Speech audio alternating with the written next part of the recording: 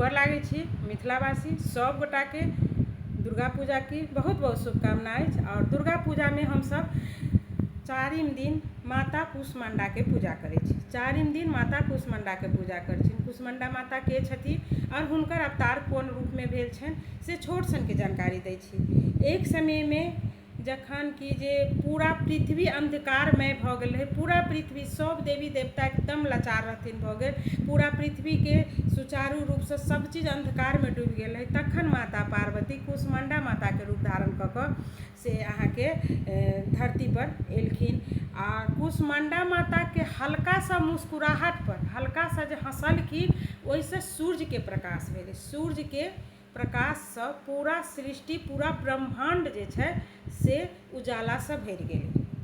पूरा ब्रह्मांड उजाला से भरि गेलै और सब देवी देवता के अपन शक्ति जे रहनि से फेर से चलि एलनि और सुचारू रूप से ब्रह्मांड अपना सब चीज चलऽ लगलै। ताहि के लऽ कऽ हम सब चारिम दिन माता कुष्मांडा के पूजा करै छी और हिनकर सवारी सिंह के छनि, अष्टभुजा छनि।